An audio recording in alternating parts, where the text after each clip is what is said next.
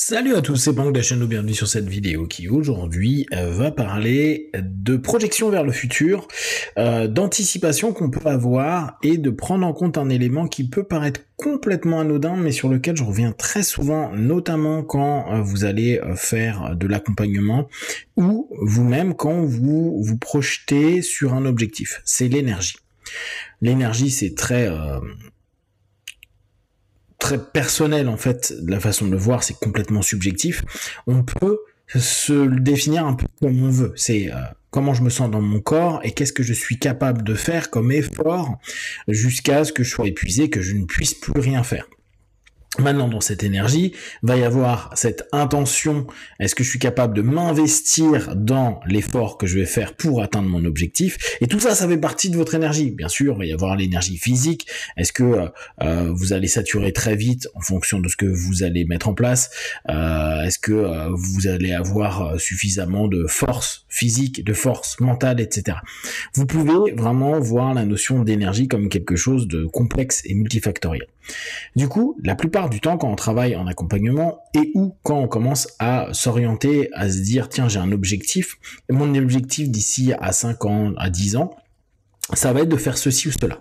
La réalité qu'on a, c'est que dans l'instant présent, avec l'énergie que l'on a, et c'est pour ça que parfois quand on est en session ou quand on est à des séminaires et on se sent hyper boosté, on est dans un haut niveau d'énergie, on a l'impression d'être rempli d'envie, de désir, de capacité, de force, de puissance, d'intention, de tout ce que vous voulez, et vous pouvez dire, bah, aujourd'hui je prends la décision d'aller vers tel ou tel objectif. Que d'ici à X années, je ferai ça. Ou dans quelques années, une fois que j'aurai passé, je sais pas, tel examen, j'aurai réussi à atteindre tel objectif, j'irai là-dessus, je ferai cela. Oui, mais c'est un moment T, dans un peak state psycho-émotionnel, et à ce moment-là, ouais, on a l'impression que cette énergie, elle restera constamment.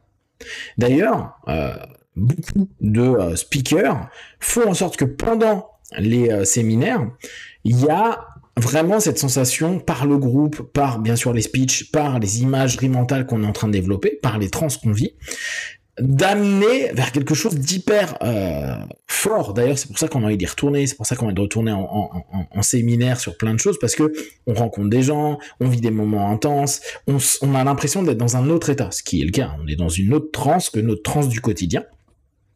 Et dans cette transe-là, donc avec une énergie qui est à un certain niveau, souvent on va dire, bon, bah, vous allez l'ancrer, vous allez le garder, vous allez le maintenir. Alors, les plus charlatans dans le sens bidouilleur pour vous amener à revenir vont dire, vous allez l'ancrer avec les gens que vous avez ici, avec l'espace dans lequel vous êtes, avec sa voix, avec un son qui va mettre, qui est spécifique du séminaire, etc. Du coup, on ne devient pas autonome, on est un peu dépendant à nouveau d'aller reprendre notre pic d'énergie en allant à un séminaire ou dans une école ou voir un speaker, etc., etc. Du coup, cette notion, elle est intéressante. Je suis dans une transe, au niveau élevé d'un point de vue de l'énergie, de l'intention, de tout ce que je ressens. Et donc, ce que je détermine comme étant mon futur objectif à atteindre, les efforts que je suis prêt à mettre me semblent possibles. Je m'en sens complètement capable. Et là, on va vous dire, oui, c'est normal, vous avez éveillé des ressources à l'intérieur de vous, vous êtes dans vos pleins potentiels, etc., etc. Donc la transe a emmené tout ça, l'ensemble des conditionnements en amont aussi. Et c'est très cool, hein, vraiment, c'est quelque chose, vivez-le, ressentez-le, percevez-le. Sauf que quand on revient dans du quotidien, et cette notion, je la mets dans des circonstances, mais certaines personnes vont avoir la même énergie à la rentrée en se disant, bon, bah, je me remets au sport, ou je me remets à ceci, ou je vais atteindre cela, ou le 1er janvier, ah, bah, là, nouvelle année, je suis chaud bouillant, et réellement, à cet instant-là, il n'y a pas de mensonge, il y a vraiment une énergie, peut-être une conversation qu'on a eue avec des gens, peut-être des rencontres qu'on a faites, peut-être des lectures qu'on a eues, plein de choses qui nous poussent et nous remplissent d'une énergie. Le problème, c'est que le quotidien avec son lot de stress, donc diminution d'énergie, la fatigue du quotidien, les blocages, les choses qui vont ne pas se faire comme on a prévu, vont diminuer cette énergie.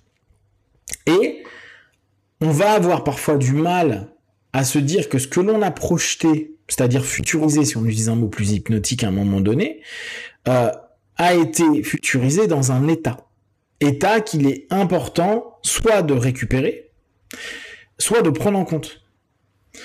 Un élément tout con du changement d'un état, même si vous êtes motivé, c'est les années qui passent.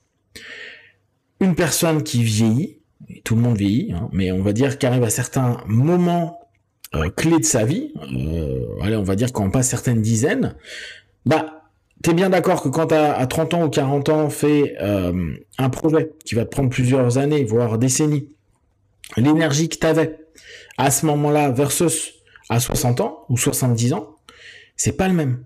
Et quelqu'un qui prend un projet à 65 ans, à 75, il aura peut-être plus du tout la même ambition, la même énergie. Si à un moment j'ai besoin de faire ceci, je le ferai. Ouais, mais tu le prends en compte avec l'énergie que tu as dans l'ici et maintenant, j'ai 65 ans, et pas avec l'énergie de 75 ans. Avec tout ce qu'il y a pu avoir au niveau physique, émotionnel, intellectuel, etc., etc. Donc, entre les décroissements potentiels physiques, cognitifs et autres, on n'a plus la même énergie, on n'a plus les mêmes potentiels.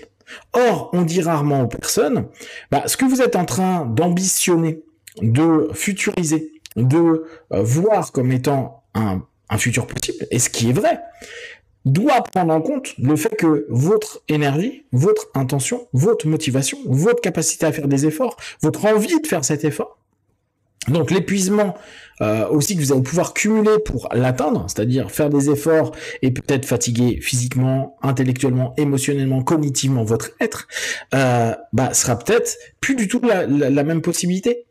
Il y a beaucoup de personnes qui ont travaillé comme des fous pendant 15 ans de leur vie, mais qui n'arrivent plus à le faire 15 ans après parce que ils sont cramés. Sans parler de burn-out, hein, ils ont plus envie de faire la même chose. On le voit dans le sport, on le voit bien sûr dans l'entrepreneuriat, on le voit même dans les relations, des gens qui vont mettre beaucoup dans des relations, puis au bout d'un moment, ils en peuvent plus, ils lâchent.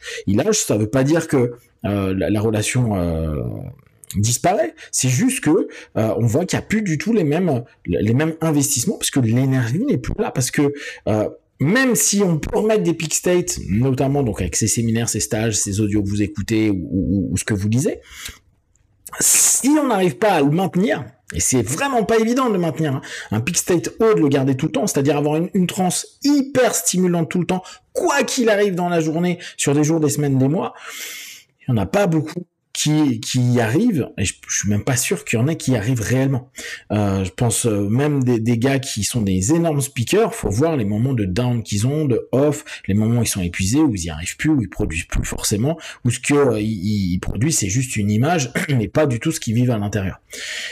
Ce que moi je vous invite au travers de cette capsule à réfléchir, c'est de vous dire, quand je me donne des objectifs, que ce soit à quelques jours, ça va encore, à quelques mois ou à plus d'un an, prenez toujours en compte l'énergie potentielle que vous aurez.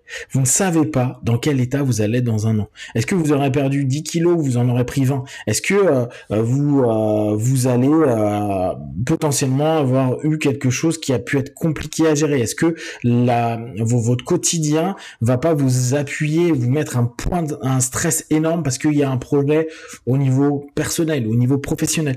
C'est des éléments dans vos objectifs qu'il faut prendre en compte. Dans quel état je vais pouvoir être pour maintenir mon énergie à un niveau, et du coup c'est plus une énergie qui est à 90, mais c'est se dire une énergie acceptable qui va peut-être être entre 50 et 70, mais constamment sur un temps. Et là encore, quand on dit n'hésitez pas à revoir vos objectifs, revoyez vos objectifs avec l'énergie que vous avez et les circonstances dans lesquelles vous êtes à un moment T. Parce que il se peut que vous ne puissiez pas autant investir 2 ans après, quand vous avez déjà bien commencé votre projet, qu'il y a 2 ans, parce que des circonstances ont changé, parce que votre énergie a changé, parce que les motivations ont changé, et du coup garder l'objectif le même peut paraître super, ouais, moi quand j'ai un truc je m'engage, ou peut être complètement con parce que c'est plus du tout adapté, voire même ça va devenir quelque chose d'oppressant, voire de problématique si on continue sur ce chemin avec cette façon de voir qui était liée à la possibilité qu'on avait à un moment donné dans un state, dans un état et dans une transe qui était bien spécifique à un moment T. Si vous avez des questions à dire sur le sujet, partagez sur Facebook, YouTube, je vais répondre le plus rapidement possible. Comme d'habitude, de tout ce que je propose, ne prenez que ce qui est bon et juste pour vous tester, observer, analyser et conclure. Be one. Ciao.